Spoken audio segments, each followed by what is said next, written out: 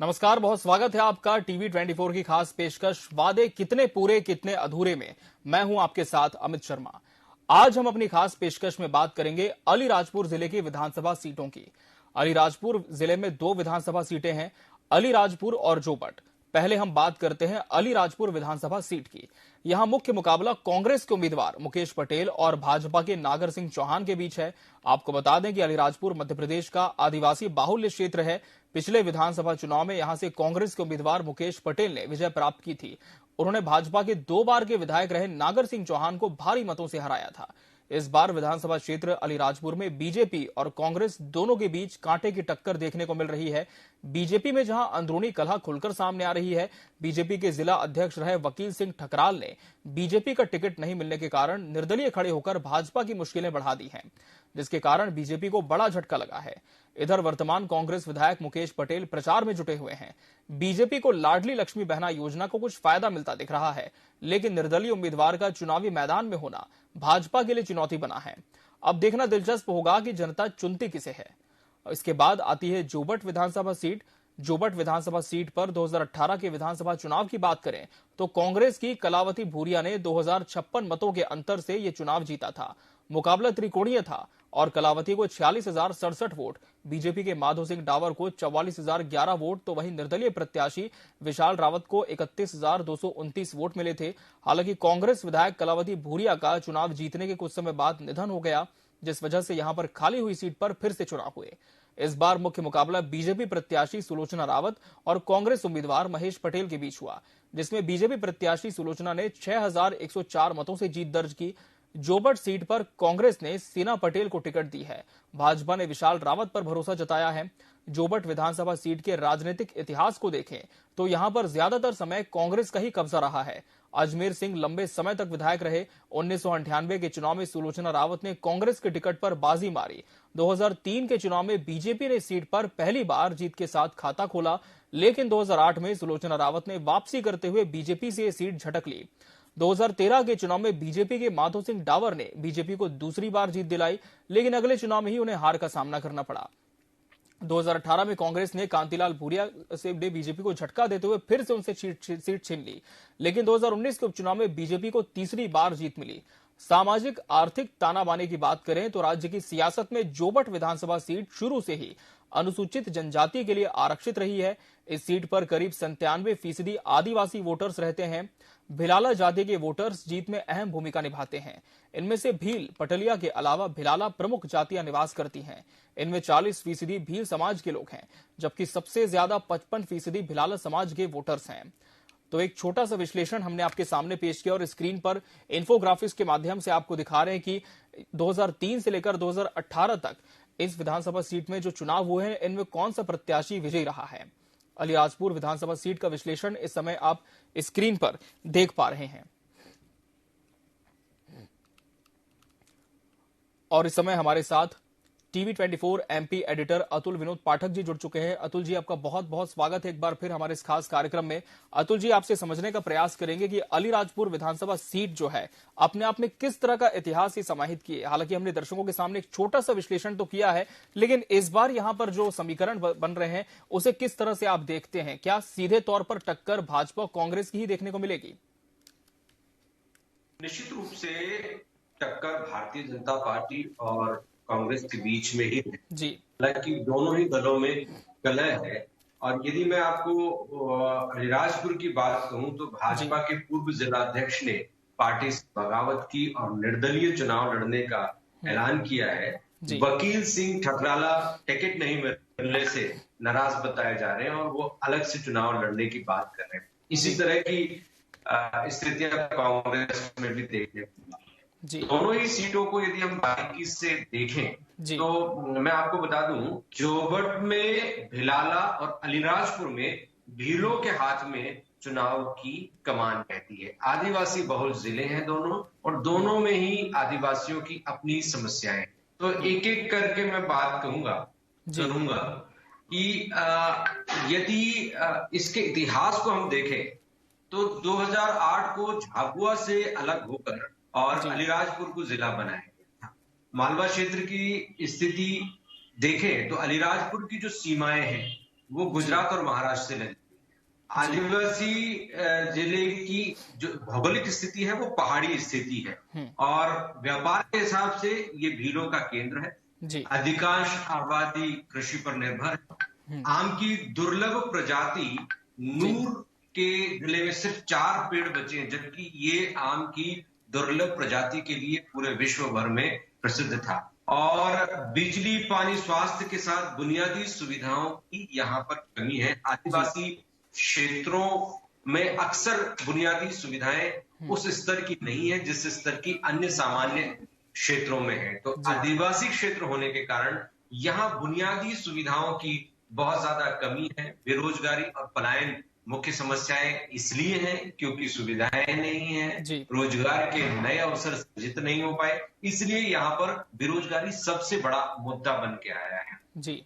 और इनकी बात हम करें कि आदिवासी जिला अलीराजपुर सिर्फ 2 विधानसभा सीटें हैं। अलीराजपुर, भील, भिलाला, मानकर, बारेला, धानक, कोटवाल जनजाति के लोगों की बहुलता यहाँ पर है। और जिले का जो नाम है वो रियासत की राजधानी के नाम पर रखा गया है। जयस यहाँ पर चुनाव मैदान में है। जयस यानी जय आदिवासी संगठन। जय आदिवासी संगठन का आदिवासी क्षेत्रों में काफी प्रभाव है और माना जा रहा है कि आदिवासी युवा शक्ति जयस यहाँ पर बीजेपी और कांग्रेस दोनों का ही खेल बिगाड़ सकती है। अब अलीराजपुर विधानसभा सीट पर हम आ जाएंगे जी। अलीराजपुर विधानसभा सीट की हम बात करें तो 2003 तक इस सीट पर लगातार कांग्रेस का कब्जा रहा। 2003 के विधानसभा चुनाव में यहाँ पर बीजेपी ने बाजी मारी। 2003, 2008, 2013 ये 3 ऐसे इलेक्शन रहे जहां पर बीजेपी के नागर सिंह चौहान लगातार जीतते रहे।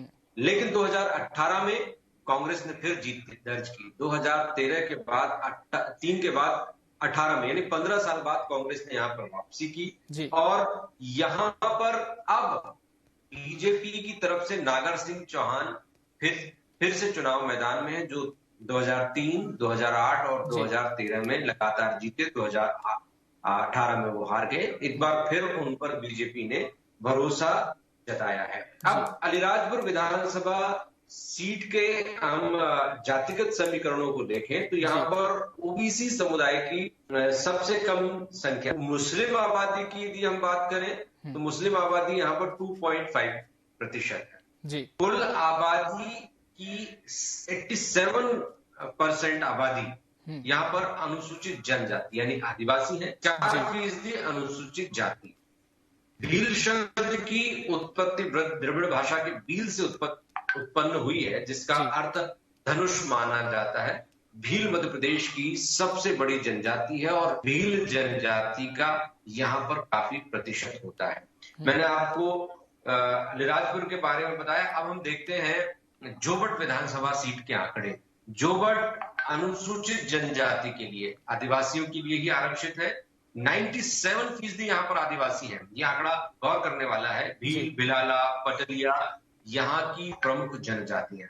वोटर्स में 40% भील है, 5% पटलिया है, 55% मतदाता भिलाला समाज के आते हैं। जोबट में भिलाला समाज के वोटरों का दबदबा है। भिलाला समाज ही चुनाव में जीत में अहम भूमिका निभाता है जी। अब यहाँ पर इतिहास को देखें तो 2021 में बीजेपी से सुलोचना रावत जीती थी, लेकिन 2018 में कांग्रेस की कलावती भूरिया ने यहाँ पर जीत दर्ज की थी। 2013 में बीजेपी के माधव सिंह टावर चुनाव मैदान में थे। 2008 में कांग्रेस की सुलोचना रावत जीती और 2003 में बीजेपी के माधव सिंह, यानी 3 में बीजेपी, 8 में कांग्रेस, 13 में बीजेपी, 18 में कांग्रेस, फिर बीजेपी। तो यहाँ पर 3 से लेकर 21 तक टोटल 5 चुनावों की स्थिति देखें तो एक बार बीजेपी को मौका दिया, एक बार कांग्रेस को, फिर बीजेपी को मौका दिया, फिर कांग्रेस को मौका दिया। इस तरह से बीजेपी और कांग्रेस की यहाँ पर जीत होती रही। लेकिन जय आदिवासी संगठन ने यहाँ पर अपना मुकाम बनाया, यहाँ पर अपनी जड़ें गहरी की और बीजेपी कांग्रेस के सामने ये एक बड़ी चुनौती बनकर सामने आती है। मैं आपको बताऊं, झाबुआ अलीराजपुर, ये सभी आदिवासी इलाके हैं और इनमें जयस का प्रभाव लगातार बढ़ते जा रहा है। जयस किसको ज्यादा नुकसान करेगा, बीजेपी को या कांग्रेस को, ये अभी कहने की स्थिति नहीं है, क्योंकि मुकाबला त्रिकोणीय है। जयस दोनों ही समुदाय, दोनों ही दलों के वोट काट सकता है। बीजेपी को भी आदिवासियों को पर्याप्त समर्थन मिला है और आदिवासी क्षेत्रों से बीजेपी ने कई बार भारी लीड हासिल की और इसीलिए सत्ता का रास्ता प्रशस्त हुआ है। तो यहाँ पर दोनों ही जगह, दोनों ही सीटों पर हम देखें, आदिवासियों का दबदबा, प्रभाव, वोटिंग में सबसे ज्यादा आंकड़ा। तो इन दोनों सीटों पर क्या स्थितियां बनेगी, ये तो वोटर्स के रुझान पर निर्भर करेगा। फिलहाल बीजेपी कांग्रेस दोनों ने अपने अपने पासे चल दिए हैं। आदिवासियों को लेकर लगातार बीजेपी भी कार्यक्रम करती रही, कांग्रेस करती रही, प्रधानमंत्री नरेंद्र मोदी तक आदिवासियों से जुड़े कार्यक्रमों में हिस्सा लेते रहे। जी बिल्कुल। तो ये बात हो गई अलीराजपुर विधानसभा सीट की, जिसके अंतर्गत ये विधानसभा सीटें आते हैं। अतुल जी, आपसे निवेदन करेंगे, यदि संभव हो तो हमने इसके पहले दर्शकों को बैतूल विधानसभा सीट को लेकर के भी एक छोटा सा विश्लेषण दिया था, लेकिन जो वर्तमान मौजूदा समीकरण है उन्हें आप और बेहतर तरीके से समझाएं कि इस बार जो चुनौती है क्या वो दोनों ही दलों के लिए होगी। हालांकि वहां पे ऐसी भी खबरें मिल रही कि जो जयस है, जय आदिवासी संगठन है, वो भी चुनावी मैदान में है। आप पार्टी ने कोई प्रत्याशी नहीं उतारे हैं, लेकिन कुछ निर्दलीय भी मैदान में हैं। तो ऐसे में किसका पलड़ा यहां पर इस बार भारी हो सकता है? देखिए, बैतूल की यदि हम बात करें तो निश्चित रूप से बैतूल जो है अपने आप में एक अलग चुनावी माहौल लिए होता है और मैं आपको एक एक सीट के बारे में बताऊंगा। यहां पर निर्दलीय चुनाव लड़ने की घोषणा की थी निशा बांगरे ने, डिप्टी कलेक्टर, और बैतूल सीट और बैतूल के आसपास का पूरा माहौल निशा बांगरे के इर्द गिर्द था, क्योंकि उन्होंने इस्तीफा दिया, इस्तीफा स्वीकार नहीं हुआ, फिर उन्होंने यात्रा निकाली, यात्रा निकालने के बाद वो भोपाल पहुंची। जब उनका इस्तीफा मंजूर हुआ तब तक निशा बांगरे की जगह कांग्रेस ने किसी और को टिकट दे दिया था। तो अब आमला सीट की हम बात करते हैं, तो आमला सीट निशा बांगरे के कारण यहां पर हाईलाइट हुई, लेकिन निशा बांगरे को कांग्रेस ने टिकट नहीं दिया। बाद में निशा बांगरे कांग्रेस में शामिल हो गई। अब निशा बांगरे कांग्रेस के लिए काम करेंगी, लेकिन आमला सीट उनकी वजह से काफी हॉट सीट मानी जाने लगी। और यहां पर स्थिति हम बात करें तो अभी त्रिकोणीय मुकाबले की स्थिति यहां पर बन रही है। मनोज मालवीय को ही उम्मीदवार बनाया है, उनको यथावत रखा है कांग्रेस ने। त्रिकोणीय मुकाबला हो चुका है। बीजेपी यहां से डॉक्टर योगेश पंडाग्रे के जरिए चुनाव मैदान में है और मनोज मालवीय और मंडाग्रे के बीच में मुख्य मुकाबला है, लेकिन जय आदिवासी संगठन भी मुकाबले में है। और पूरा बैतूल का हम माहौल देखें तो पूरे बैतूल में आदिवासियों की एक अच्छी स्थिति है।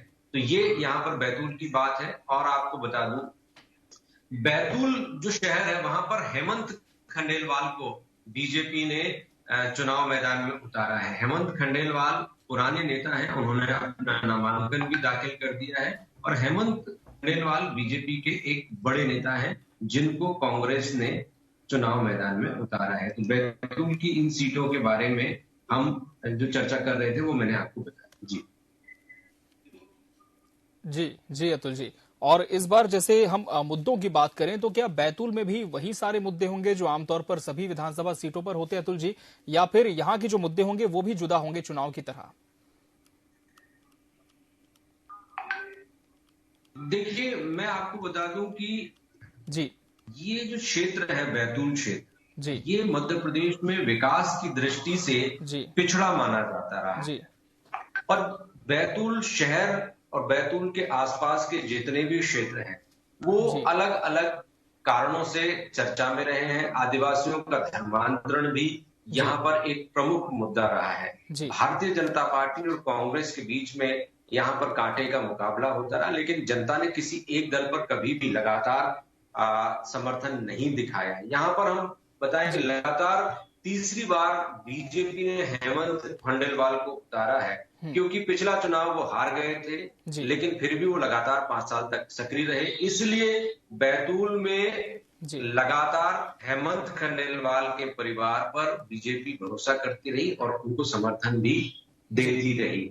अब शिवराज सिंह चौहान के करीबी हेमंत खंडेलवाल मानते हैं और जी हेमंत खंडेलवाल 18 में हार का सामना करना पड़ा। जी यहाँ पर निलय डागा कांग्रेस के वो जी जीते थे और हेमंत खंडेलवाल हारे थे। लेकिन अभी फिलहाल की स्थिति में देखें तो बीजेपी और कांग्रेस दोनों के लिए जी कांटे के टक्कर की स्थिति है, क्योंकि जनता लगातार एक ही प्रत्याशी को समर्थन नहीं देती। जी बिल्कुल। तो कहीं ना कहीं कांटे की टक्कर इन दोनों के ही बीच में देखने को मिल रही है। और एक बार फिर से हम दर्शकों के सामने वो प्रत्याशियों के चेहरे दिखा रहे हैं जो इस चुनाव में आमने सामने है, जिनके बीच में सीधी टक्कर हो रही है। तो बैतूल विधानसभा सीट में निलय डागा कांग्रेस के प्रत्याशी है, जिनका मुकाबला हेमंत विजय खंडेलवाल से होने जा रहा है, बीजेपी के कैंडिडेट हैं। घोड़ाडोंगरी की बात करें तो कांग्रेस से राहुल उइके को मैदान में उतारा गया है और बीजेपी ने गंगाबाई उइके को चुनावी मैदान में मौका दिया है। और इसके बाद घोड़ाडोंगरी के बाद अगली सीट की बात करते हैं, जो है भैंसदेही। भैंसदेही से कांग्रेस के धर्मू सिंह सिरसाम चुनावी मैदान में हैं और बीजेपी से महेंद्र सिंह चौहान कैंडिडेट हैं। तो आमने सामने ये प्रत्याशी 2023 के विधानसभा चुनाव में होंगे, जो भिड़ेंगे। और कांग्रेस से सुखदेव पांसे मुल्ताई के प्रत्याशी हैं, वहीं बीजेपी ने चंद्रशेखर देशमुख को चुनावी मैदान में उतारा है। अतुल विनोद पाठक जी लगातार हमारे साथ जुड़े हुए हैं। अतुल जी, हमने सीटों का विश्लेषण कर दिया, कौन कौन से प्रत्याशी किनके सामने होंगे ये भी हमने दर्शकों को बताया है। इस बार हम देख पा रहे हैं कि मध्य प्रदेश में धुआंधार प्रचार जारी है। हर चुनाव में हालांकि होता है, लेकिन इस बार जो सरगर्मी है वो इस बात को लेकर के भी है, क्योंकि 2018 में जो चुनाव हुआ था अतुल जी, कांग्रेस लगातार ये कहती है कि सरकार को जोर जबरदस्ती करके गिराया गया, जनाधार का अपमान किया गया। लेकिन उपचुनाव में जब बीजेपी की सरकार आई तो चुनौतियां कई थी। लेकिन क्या लगता है कि यदि समूचे मध्य प्रदेश की हम बात करें तो इन चुनौतियों को शिवराज सरकार पार कर पाई है, या फिर इस बार कांग्रेस भी कोई ऐसा मास्टर स्ट्रोक चल सकती है जिससे सत्ता में वो काबिज हो पाए? अतुल जी देखिए, पूरे मध्य प्रदेश की स्थितियों पर हम अभी निगाह डालें तो आज की स्थिति में पूरे देश भर के राजनीतिक विश्लेषक इस बात का विश्लेषण करने में नाकामयाब रहे हैं कि मध्य प्रदेश में आखिर हवा का रुख किसकी तरफ। आप जब कांग्रेस के किसी समर्थक से या कांग्रेस के नेता से बात करेंगे, वो जो कारण गिनाएंगे, जो परिस्थितियां और जो माहौल बताएंगे, उससे आपको ऐसा लगेगा कि कांग्रेस के पक्ष में हवा बह। बीजेपी समर्थन या बीजेपी माइंडसेट के किसी व्यक्ति से आप बात करेंगे तो आपको लगेगा कि माहौल बीजेपी के पक्ष में है।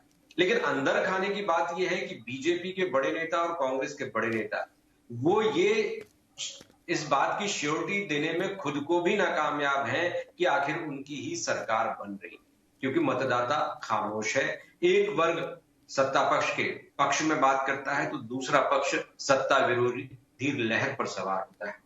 दरअसल मध्य प्रदेश में एक चुनावी लहर आने के पहले कुछ घोषणाएं हुई कांग्रेस की तरफ से, और वो घोषणाएं ऐसा माना जा रहा था कि कांग्रेस के लिए मील का पत्थर साबित होंगी, जिनमें फ्री की बिजली, किसानों का कर्जा माफ और भी कई योजनाएं थी। लेकिन बीजेपी ने उनमें से कई योजनाओं को लपक लिया। सबसे बड़ी बात यह है कि बीजेपी ने लाडली बहना योजना को लॉन्च कर दिया। निश्चित रूप से एंटी एस्टेब्लिशमेंट माहौल था, एंटी इनकम्बेंसी का वातावरण बन रहा था। लेकिन लाडली बहना योजना के आने के बाद सारे सियासी पंडित, सारे विश्लेषक एजेंसियां उनका विश्लेषण धरा के धरा रह गया, क्योंकि लाडली बहना योजना ने जिस तरह से 1.25 करोड़ महिलाओं को लाभान्वित किया है, अब ये 1.25 करोड़ महिलाएं क्या एंटी इनकम्बेंसी लहर पर सवार होंगी या सरकार से प्रभावित होकर सरकार के पक्ष में, बीजेपी के पक्ष में मतदान करेंगी, ये कहना बहुत मुश्किल है।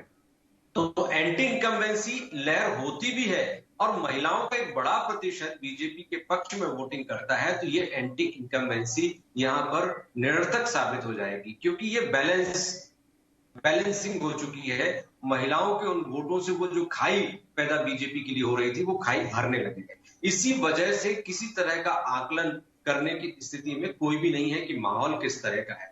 बीजेपी की सरकार की बात करें, निश्चित रूप से 18 साल से वो लगातार सत्ता में है। जनता की जो अपेक्षाएं थी उनमें से कुछ पूरी हुई, कुछ पूरी नहीं हुई।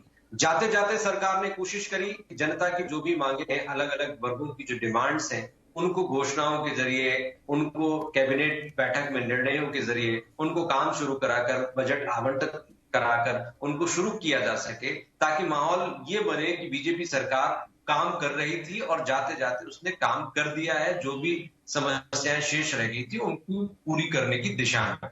लेकिन इसके बावजूद भी चूंकि 18 साल एक बड़ा समय होता है, जनता एक ही सरकार को, एक ही चेहरे को देख देख कर कई बार ऊब जाती है, तो निश्चित रूप से एंटी इनकम्बेंसी का माहौल होता है। और कोई भी सरकार परफेक्ट नहीं होती, बीजेपी की सरकार भी परफेक्ट नहीं रही। सुशासन की दृष्टि से हम देखें, करप्शन की दृष्टि से हम देखें, लोगों के सेटिस्फेक्शन के लेवल पर हम देखें, तो सरकार कहीं ना कहीं कामयाब नहीं रह पाई। इसलिए जो तमाम सर्वे रिपोर्ट्स आई वो बीजेपी सरकार के खिलाफ आती हुई दिखाई दी। इसको मैनेज करने की अंतिम 6 महीने में बहुत कोशिशें की गई, लेकिन अभी भी बीजेपी ये कहने की स्थिति में नहीं है। ये गारंटी कोई नहीं दे सकता कि बीजेपी की सरकार ही बन रही है। कांग्रेस की जहां तक हम बात करें, कांग्रेस ने विपक्ष में रहते हुए तमाम तरह की घोषणाएं की, तमाम तरह के वादे किए, लेकिन कुछ वादे उस समय से पहले कर गई जिसका फायदा बीजेपी ने उठाया और सत्ता में रहते हुए उन वादों को उसने पूरा कर दिया जो कांग्रेस अपने घोषणा पत्र के सामने लोक घोषणा के जरिए वोटर्स को आकर्षित करने के लिए लेकर आने वाले। तो दोनों ही दलों की स्थिति हम देखें, दोनों ही दलों की स्थिति अभी फिलहाल कांटे के मुकाबले की दिख रही है। कांटे का मुकाबला ये शब्द तभी इस्तेमाल किया जाता है जब दोनों में से कोई भी दल लीड लेने की स्थिति में नजर ना आए। इसलिए मध्य प्रदेश में अभी जो स्थिति है वो कांटे की टक्कर की स्थिति है। इसमें कौन जीतेगा, किसका पलड़ा भारी होगा, आज ये कहना बहुत मुश्किल है। बिल्कुल, ये कहना मुश्किल है और जनता भी ये तय करेगी कि जो चुनावी वादे किए गए थे 2023 तक, वो चुनावी वादे कितने पूरे हैं और कितने अधूरे हो चुके हैं। अतुल जी, आप हमसे जुड़े, आपने अलीराजपुर और बैतूल विधानसभा सीट के साथ साथ पूरे मध्य प्रदेश की सियासत पर एक विस्तृत विश्लेषण पेश किया, इसलिए आपका बहुत बहुत धन्यवाद हमसे जुड़ने के लिए। तो ये थे हमारे साथ TV 24 MP editor Atul Vinod Pathak ji, जिन्होंने ही बड़े ही सारगर्भिक तरीके से तमाम सीटों पर प्रकाश डाला। जनता के मर्म को समझते हुए उन्होंने बताया कि इस बार कांटे की टक्कर है बीजेपी और कांग्रेस के बीच। फिलहाल ये कहना जल्दबाजी होगी कि जो जनता का फैसला है वो किस ओर जाता है, मतदाता का मन क्या है, ये तो फिलहाल आने वाले समय में चुनाव ही बता पाएगा।